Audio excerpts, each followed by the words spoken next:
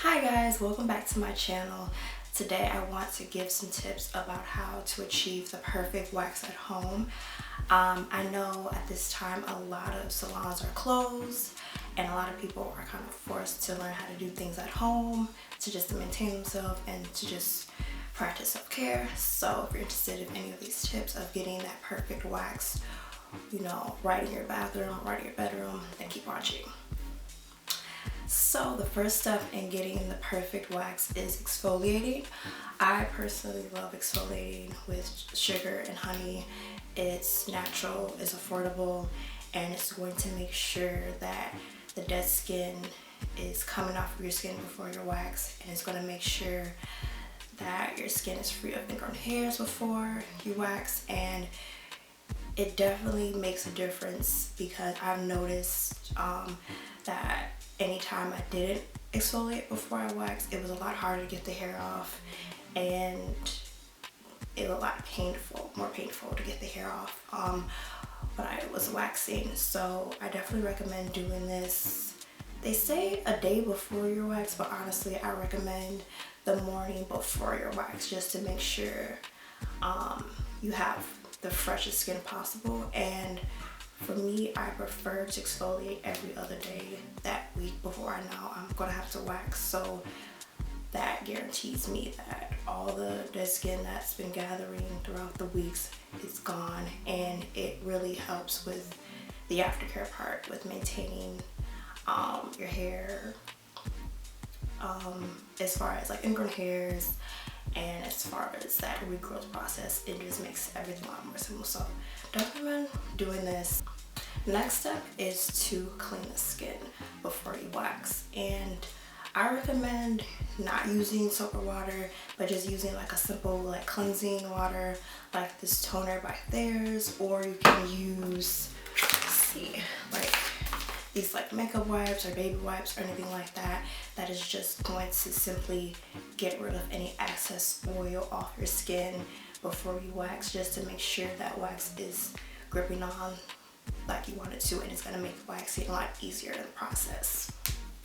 So the third step is finding the right wax for your hair type. And for different areas of the body, certain areas are going to have finer hair, certain areas are going to have more coarse hair. And for finer hair, you can probably get away with using one of those I would say those like waxing strips with the wax already on them. I know they're already like at Target or Walgreens or any store like that, but for me, I definitely go with a softer wax that I just apply myself with epilation strips. So right now I'm using the Moom sugar wax, and this is like a soft wax that works great for finer hairs on your legs as well as on your arms. And I've been using this on and off for, I want to say 2 years, and I personally love how easy it is. I'll try to insert a video of how you should apply this, but I recommend applying this as thin as possible for the best results. And what you need to use this wax is just like applicators that you can get on Amazon, and these epilation strips that you can use to just pull off the wax off your skin.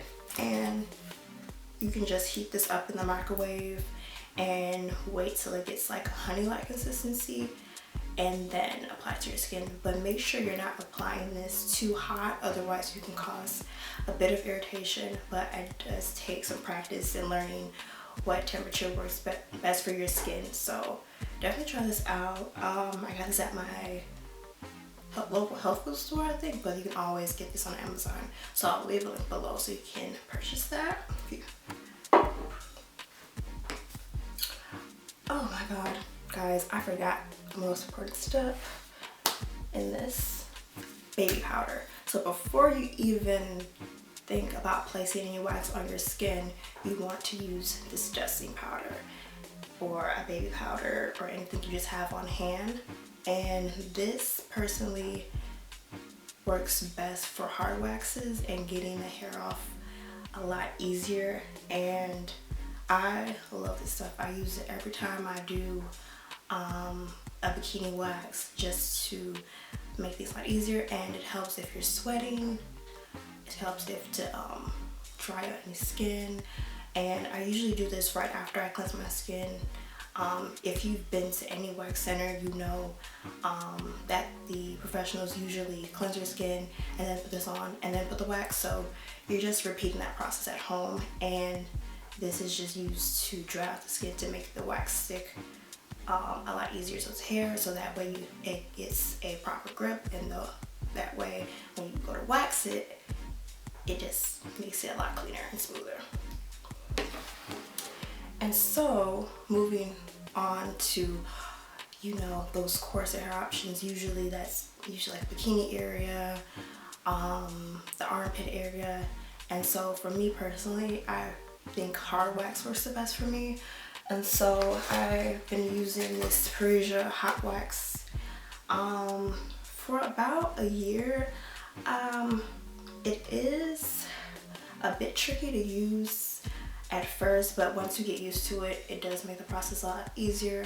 So similar to how I use the Moom wax, I usually heat this up like over the stove, and I'll show you guys how it looks. And it comes in like this tin, and so I normally just heat this up over my gas stove on low, and I just wait for it to melt down to a honey-like consistency. And once it's at that right temperature and right texture, I take it off the stove and I set it aside. And while I prepare myself to put the wax on my skin with the cleansing and the powders and everything like that, I wait for it to get the right temperature. I wait for it to get kind of cooled down and not too hot, and then I start the process. So with this, you definitely want to use the applicator sticks to really scoop up the honey, not the honey, but the body wax, and just kind of twirl it around and then place it on the area in the opposite direction of growth, and then wax it off.